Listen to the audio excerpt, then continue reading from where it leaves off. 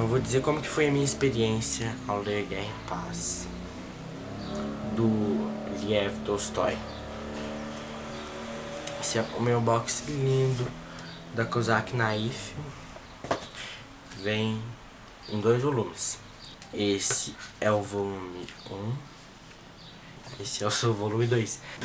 Guerra e Paz foi uma obra, vamos dizer uma obra, porque isso não pode ser considerado um romance, um ensaio. É uma obra literária totalmente fora de qualquer tipo de classificação. O próprio Tolstói achou difícil considerar o gênero literário de Guerra e Paz, e ele considerava que a sua primeira tentativa em escrever um romance foi com o Ana Karenina. Então, Guerra e Paz foi escrito na década de 1860. Durante Tolstói levou alguns anos escrevendo esse livro, uns bons anos. E não tem exatamente um enredo central. É um livro que tem muitos personagens. Não teria como dizer esse é o protagonista, não, aquele é o protagonista. Ou então a história de Guerra e Paz é tal. Então é um livro muito complexo, não só pelo tamanho.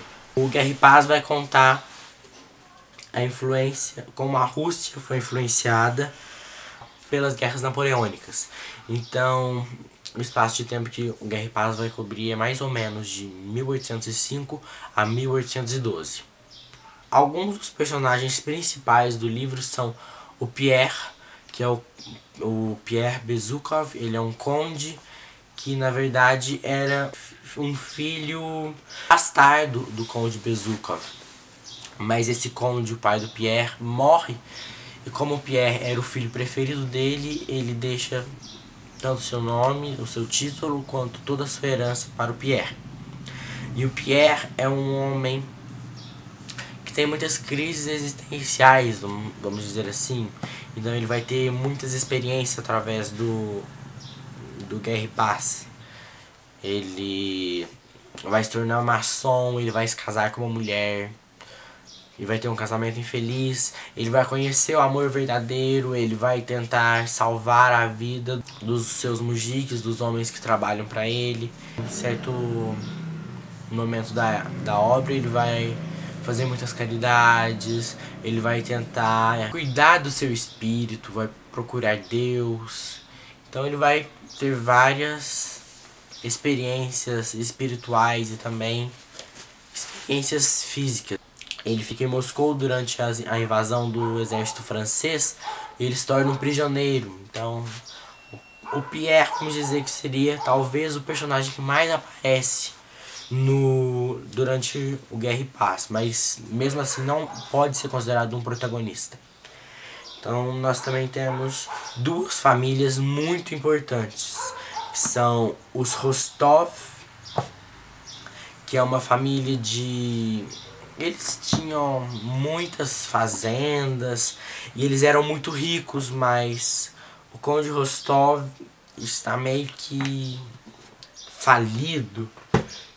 E ele não poupa o dinheiro, ele continua gastando, seus filhos também. Dentro da família, os 2 filhos do Rostov são muito importantes na obra, que são o Nikolai, que é um soldado. Então ele passa praticamente a obra inteira no exército. E ele tem meio que o compromisso com a sua prima Sônia, que vive junto com os Rostov, porque a mãe dela morreu quando ela era bem criança. Então. E a gente também tem a Natália, que é a irmã do Nikolai. E ela é um dos meus personagens preferidos de toda a obra. Que ela vai ser aquela mocinha mesmo. Então ela vai ter vários casos amorosos, principalmente com o príncipe Andrei e até com o Pierre. O relacionamento dela com o príncipe Andrei foi uma das coisas que mais me emocionou durante essa obra. Então, aí tem também o Pieter, que é o irmão mais novo. Então ele fica meio que por fora durante o livro inteiro. No final ele se torna soldado. E tem a irmã mais velha, cujo nome eu não me lembro. E ela também fica meio por fora, depois ela se casa, mas os mais importantes são o Nikolai e a Natasha. E tem a outra família, são os Bolskovski. Então, eles são uma família parecida com os Rostov, só que eles ainda estão muito ricos. Então nós temos o pai, que ele vive com a filha, a Maria. A esposa dele já morreu. E ele é um homem chato, ele implica bastante com a sua filha, embora ele considera que sem ela a sua vida seria muito infeliz. Então ele é um velho chato mesmo.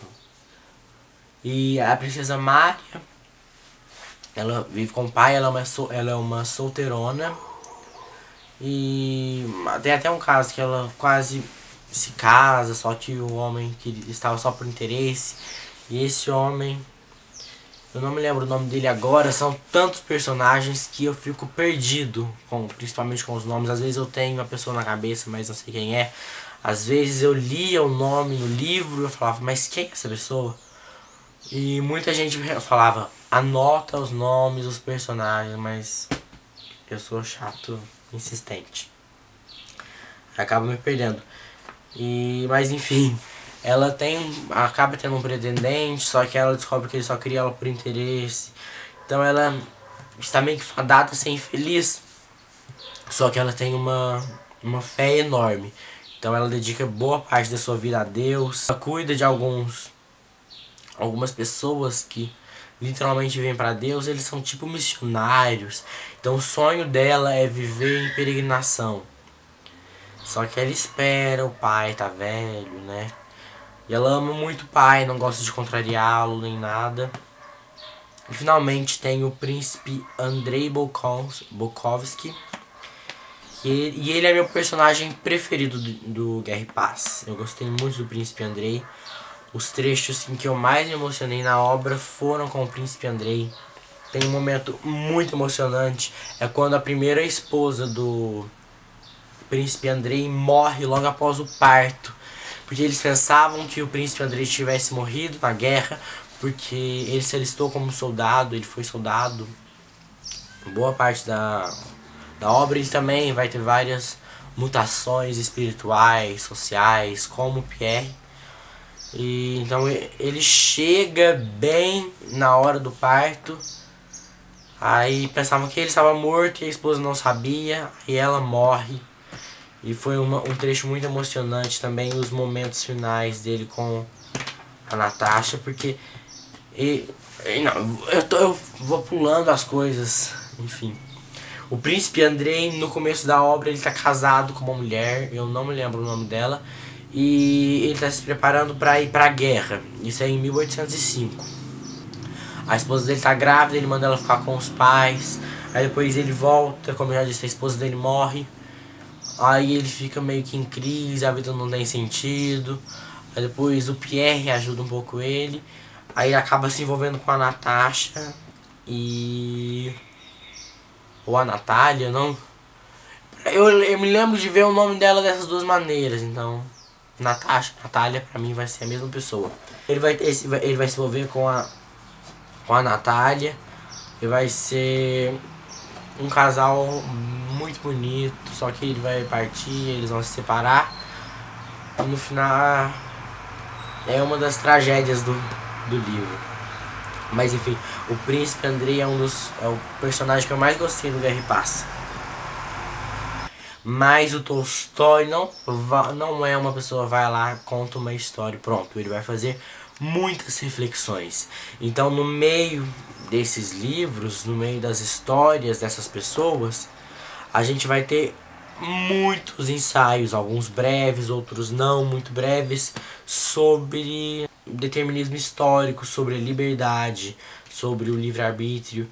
Então o Tolstói vai refletir principalmente sobre a história, o que é a história, como a história é feita, sobre os historiadores. Então ele vai ter suas próprias ideias sobre esses fatos históricos que ele conta, porque no Guerra e Paz tem muitos personagens que realmente existiram. Então, personagens do Tolstói conversam com personagens que existiram. Tem Napoleão, tem algumas partes, tem o Kutuzov, tem o Imperador Alexander I. Então, vai misturar. Então, isso é como se tudo fosse real. E aí o Tolstói vai refletindo. Então, uma das reflexões que ele faz é, por exemplo, para ele, quanto mais um homem é importante, menos ele é livre. Então, por exemplo, o camponês João. O camponês João é uma pessoa que vive lá para sua família e tal. É uma pessoa muito livre, porque os seus atos não vão ter um papel histórico tão fundamental quanto, por exemplo, de Napoleão. E o Napoleão, por ser um homem tão importante, tão influente, por estar envolvido com tantas pessoas importantes que vão fazer parte da história mundial, que vão fazer parte da história da sua época e de todo mundo, ele é uma pessoa cujos atos são previsíveis se você estudar a história. Por mais que são previsíveis porque esse é o determinismo histórico. Quanto mais uma pessoa é importante, menos livre ela é. Então, essa é uma das reflexões que o Tolstói faz. E depois ele fala sobre como as pessoas fazem reflexões errôneas. Enfim, tem muita reflexão.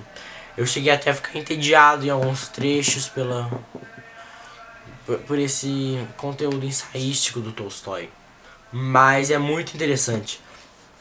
Tanto que no final do livro, aqui no volume 2, tem umas 400 páginas ou mais só de reflexão e descrições históricas. Então, por 100 páginas o Tolstói reflete, ele conta o que realmente aconteceu nas batalhas. E ele reflete sobre o que é isso, o que significa cada ato histórico, cada ato humano. Aí depois, por 10 páginas, ele conta sobre os personagens. Mas não é algo tão enfadante. Ele sabe exatamente como colocar. Então ele vai fazendo seus pensamentos, vão seguindo, vão se tornando mais complexos, detalhados ou mais abrangentes. Então ele chega um momento que ele pega o personagem e coloca lá e tudo vai fazendo sentido sobre os pensamentos que ele fez e a vida daquele personagem. Então ele vai usar como que um exemplo, como que uma demonstração. Então o Guerra e Paz é uma obra muito interessante. Não tenho dúvida alguma de que foi no mínimo um dos 10 livros, um dos 10 melhores livros que eu já li na minha vida. Eu ainda estou em dúvida se eu gostei mais do Guerra e Paz ou do Ana Karenina para ter como a obra-prima do Tolstói. Mas muito incrível mesmo. E sobre a estrutura do Guerra e Paz, ele é dividido em 4 tomos e um epílogo. Então aqui no volume 1 tem as 2 primeiras e essa edição é muito boa, tem algumas gravuras super interessantes assim. Cada gravura já mostra um pouco o que vai acontecer em cada parte do livro. Enfim, aí mais é dividido em outras partes, então, e não é algo muito certo. Primeiro, por exemplo, no primeiro tomo tem 3 partes, no segundo tem 5, no terceiro tem 3, no quarto tem 4. E tem e aqui no segundo volume tem o tomo 3, o tomo 4 e o epílogo. Então, aqui no tomo 3, que grande parte da história mostra as pessoas fugindo de Moscou em 1812, então tem esse desenho bem interessante. Enfim, Guerra e Paz é uma obra muito grande, muito complexa. É meio que impossível fazer uma resenha em 20 minutos, mas essa é a minha tentativa, mais para deixar marcado a minha leitura, deixar registrado isso aqui. Tanto que eu nem consegui falar sobre alguns personagens que são muito importantes na trama, como Boris, o príncipe Vassili, e seus filhos, como a Helene, a Anna Pavlovna, e entre outros. Mas está mais que recomendado aos leitores vorazes da grande literatura mundial. Guerra e Paz é, sem dúvida, um dos melhores livros que eu já li em toda a minha vida.